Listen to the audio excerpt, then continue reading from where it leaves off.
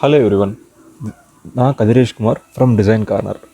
இன்றைக்கி இந்த வீடியோவில் GD&T அண்ட் டாலரன்ஸை பற்றியெல்லாம் பார்க்க போகிறோம். வாங்க வீடியோக்குள்ளே போகலாம்.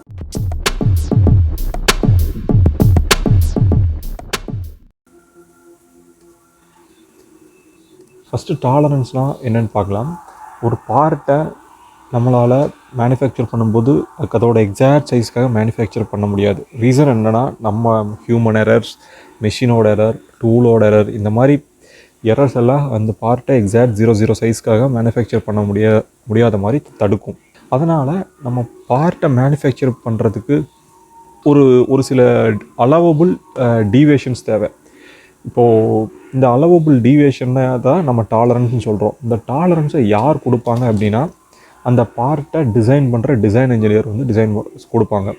அந்த பார்ட்டோட அப்ளிகேஷன் ஏரியாவை பொறுத்து அதுக்கு எவ்வளோ டாலரன்ஸ் கொடுக்கலாம் அப்படிங்கிறத டிசைன் இன்ஜினியர் முடிவு பண்ணுவார். ஒரு உதாரணத்துக்கு, ஜஸ்ட் ஒரு போல்ட் மட்டும்தான் போட்டு டைட் வைக்க போகிற ஒரு ஹோல்னால் அதுக்கு வந்து அவ்வளோ க்ளோஸான டாலரன்ஸ் தேவையில்லை. ஜஸ்ட் கொஞ்சம் ஒரு வைடாக இருந்தால் போதும். அதுவே நம்ம போய் ஒரு பேரிங் போடுற இடத்துல பண்ணக்கூடிய ஷாஃப்ட்னால் அது வந்து நம்மளுக்கு க்ளோஸாக இருக்கணும். அது ஒரு O1 O2 அந்த மாதிரி அந்த ரேஞ்சுக்குள்ளே அதோட டாலரன்ஸ் இருக்கணும். இது எல்லாமே டிசைன் இன்ஜினியர் தான் ஃபிக்ஸ் பண்ணுவார். இப்போது இந்த டாலரன்ஸ் வந்து 2 டைப்பாக பிரிக்கிறாங்க. ஒன்று டைமென்ஷனல் டாலரன்ஸ், இன்னொன்று ஜாமெட்ரிக்கல் டாலரன்ஸ். டைமென்ஷனல் டாலரன்ஸ்னால் என்னென்னா, ஒரு பார்ட்டோட சைஸை ஃபுல்லாக கண்ட்ரோல் பண்ணுறது டைமென்ஷனல் டாலரன்ஸ்னு சொல்லுவாங்க. இதில் வந்து யூனிலேட்ரல் டாலரன்ஸ், பைலேட்ரல் டாலரன்ஸ், இந்த மாதிரி எல்லாம் பிரிக்கணும். இந்த வீடியோவில் நம்ம GD&T பற்றி, அதாவது ஜாமெட்ரிக்கல் டாலரன்ஸை பற்றி பார்க்கலாம். டைமென்ஷனல் டாலரன்ஸ் வந்து ஒரு பார்ட்டோட சைஸை கண்ட்ரோல் பண்ணது.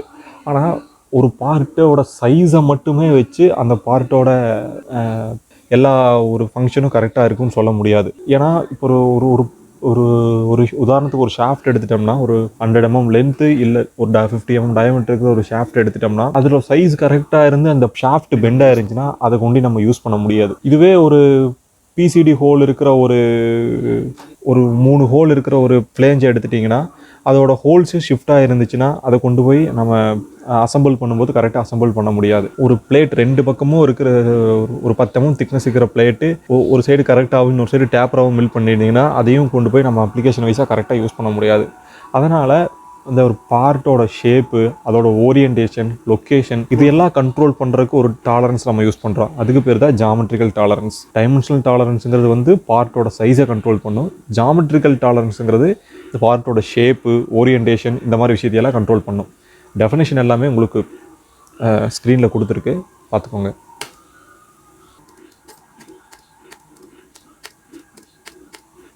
அடுத்தது இப்போ இந்த GD&T அப்படிங்கிறது என்னென்ன ஸ்டாண்டர்டு இருக்குதுன்னு பார்க்கலாம்.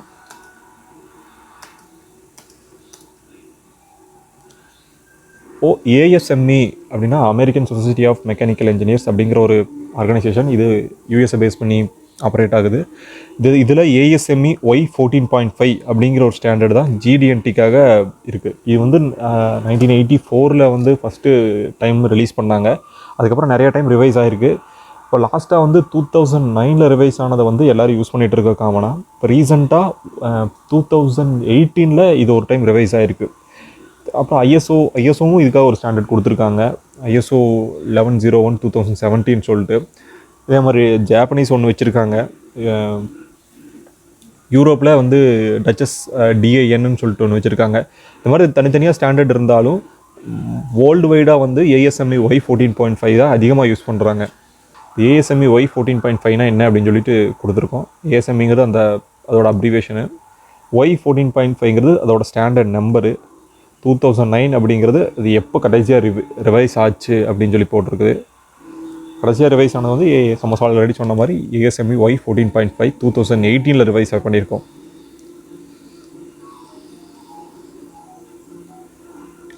இதுதான் GD&Tயோட symbols. Form, profile, orientation, location, run out, இதை பேஸ் பண்ணி டோட்டலாக 14 டாலரன்ஸ் நம்ம வந்து யூஸ் பண்ணுறோம். இதில் ஃபார்ம் டாலரன்ஸில் வர்ற அந்த ஸ்ட்ரைட்னஸ்ஸு, ஃப்ளாட்னஸ்ஸு, சர்க்குலாரிட்டி, சிலிண்ட்ரிசிட்டி, இது எல்லாமே இண்டிவிஜுவல் ஃபீச்சர்ஸ். இதுக்கு வந்து ஒரு டேட்டம் தேவையில்லை. சர்க்குலாரிட்டி அப்படின்னா ஒரு ஜஸ்ட் அது ஒரு ஒரு ஒரு ஒரு ஷாஃப்ட்டோ இல்லை வந்து ஒரு ஹோலோ இருக்கிற ரவுண்ட்னஸை பொறுத்தது. இதுக்கு வந்து இன்னொரு டேட்டமோ இல்லை இன்னொரு ஒரு இதை டிபெண்ட் பண்ணி அது இருக்கணும்ன்ட்டு இது வந்து இண்டிபெண்ட்டாக இருக்கும். அடுத்து profile of a surface, profile of a line.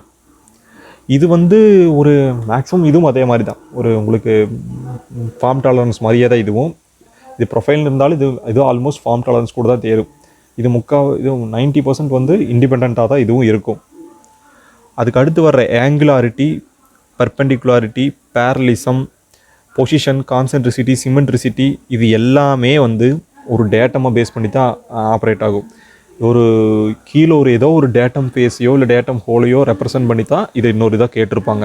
இப்போ கீழே இருக்கிற ஃபேஸுக்கு மேலே இருக்கிற ஃபேஸ் வந்து இவ்வளோ ஆங்குலர், இவ்வளோ பர்பெண்டிகுலாரிட்டியாக இருக்கணும், இவ்வளோ பேரலிசம் இருக்கணும் அப்படின்னு சொல்லி தான் கேட்டிருப்பாங்க.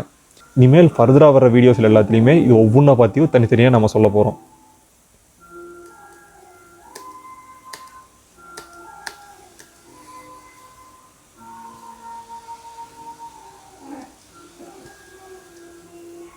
அது ஆல்ரெடி இந்த நம்ம சொன்ன மாதிரி தான் ஃபஸ்ட்டு 3 கேட்டகரியாக பிரிக்கிறாங்க. நம்ம ஆல்ரெடி சொன்ன மாதிரி 3 கேட்டகரியாக பிரிக்கிறாங்க. ஃபஸ்ட்டு வந்து டேட்டாவை பேஸ் பண்ணியிருக்கும், செகண்ட் வந்து டேட்டாவை பேஸ் பண்ணியிருக்கும் இல்லை அதுக்கு ரிலேட்டடான ஃபியூச்சர்ஸாகவும் இருக்கும். மூணாவது வர்ற தேர்ட் கேட்டகரி வந்து ஆல்ரெடி நம்ம பேசின மாதிரி ஏதோ ஒன்று டேட்டாவை பேஸ் பண்ணி தான் வரும். தேங்க்யூ ஃபார் வாட்சிங்.